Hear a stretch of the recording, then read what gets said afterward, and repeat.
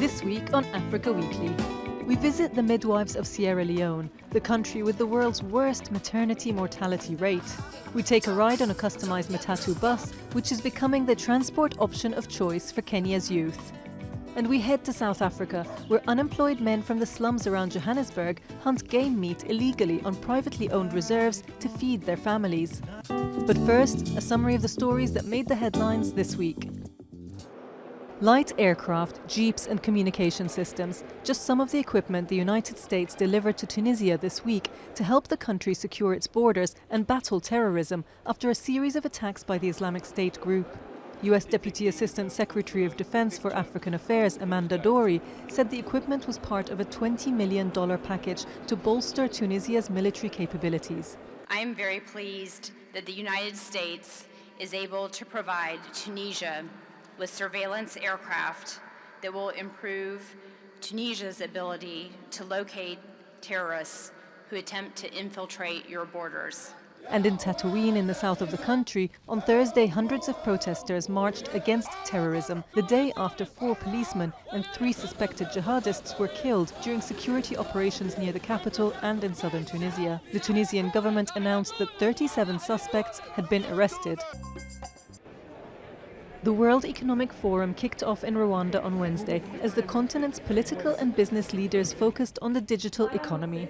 The 3-day meeting followed on the heels of the Davos Economic Forum earlier this year, which also stressed the need to shift to the digital era. But for Africa, this will be an uphill struggle against woefully inadequate infrastructure, poor power supply and weak internet penetration. Several thousand voters in Comoros headed to the polls on Wednesday in a partial rerun of the presidential election. Former coup leader Azali Assoumani won last month's runoff vote by just 2,100 votes, according to provisional results. But a court ordered 13 polling stations on Anjouan Island to vote again due to irregularities. But according to the Electoral Commission, Assoumani beat Vice President Mohamed Ali Soheli in the rerun, confirming his narrow victory in April. And in Uganda, President Yoweri Museveni has been sworn into office for a 5th consecutive term, embarking on a 4th decade in power, in the company of more than a dozen heads of state. February's election win was contested by opposition leaders. Museveni's main political opponent, Kizza Besigye, who has been frequently jailed or placed under house arrest, was again arrested on Wednesday after holding his own swearing-in ceremony to protest what he says was a fraudulent election.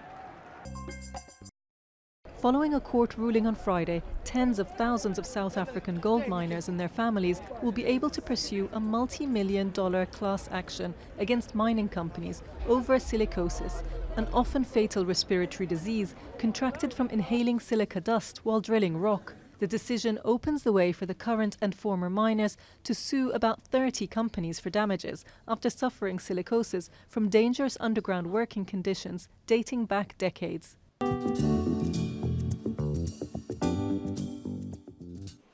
Sierra Leone has the highest rate of maternal mortality in the world, and graduates from the country's 2 midwifery schools have their work cut out to improve the health crisis.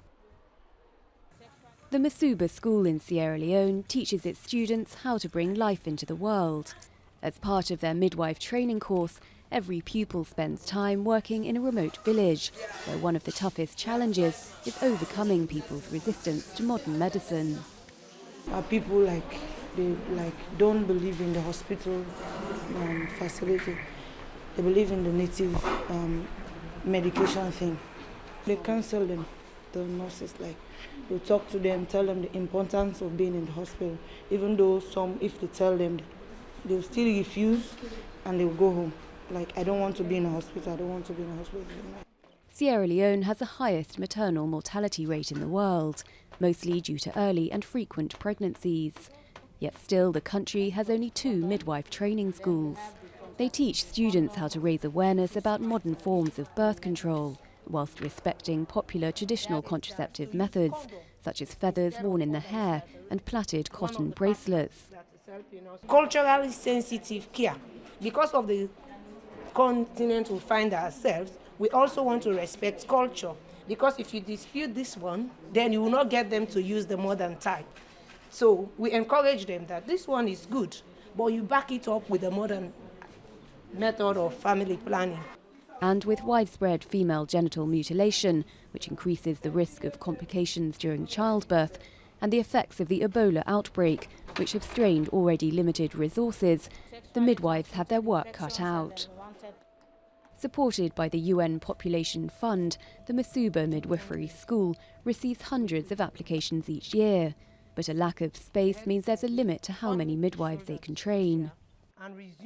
I believe if they train more midwives, and midwives are in every bath, attending to every bath in this country, it will help greatly to reduce maternal mortality.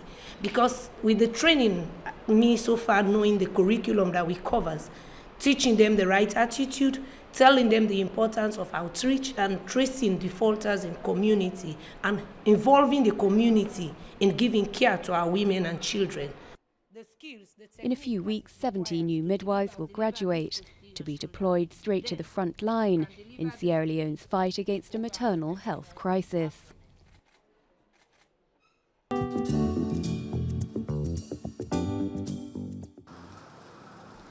In Nairobi traffic, these buses are king. Matatus weave through jams with style. Some 18,000 of these vehicles crisscross the roads, trying to outdo each other in a bid to attract young passengers. Pimped up bodywork covered in graffiti and roaring engines. The more eye-catching and noisy, the better. Graffiti is more appealing to the eyes, and beauty is what attracts someone, yeah? So with a matatu like this, you expect something like free Wi-Fi, music. You like a cloth, you like the better cloth, so you have to make it better so that you attract the customers. Wi-Fi, plasma screens and deafening music. Matatus are clubs on wheels. For 150 shillings or $1.50, Nairobi residents can get the ride of their lives in the Kenyan capital.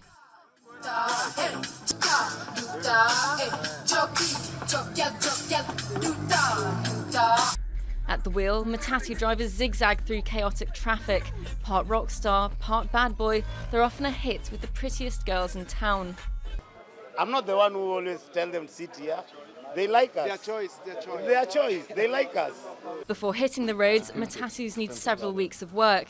The best graffiti artists in Nairobi get involved, and a good design means a spot in the prestigious weekly ranking of the city's coolest matatus. It's a sizable investment. All in all, a matatu owner needs to invest almost $70,000. And it takes about 2 years to cover the cost. Then again, some travellers choose classic matatus over their pimped-up counterparts. A calmer ride that sets you back just a fraction of the price.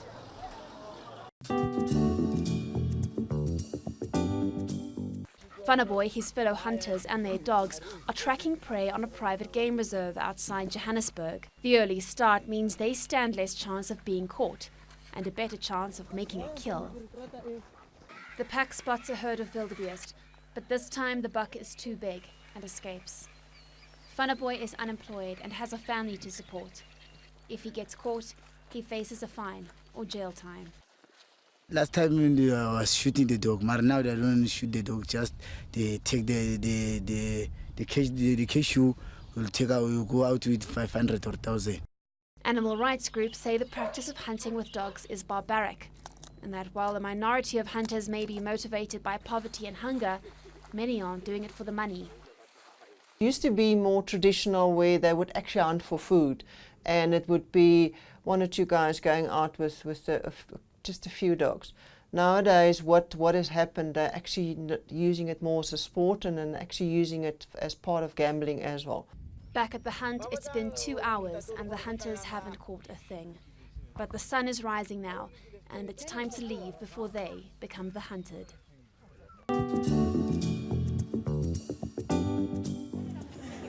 Next week, we'll take you to Madagascar, where a new crop of young designers are using their own daring and resourcefulness to break into the international market. That's all from us at Africa Weekly. Until next week.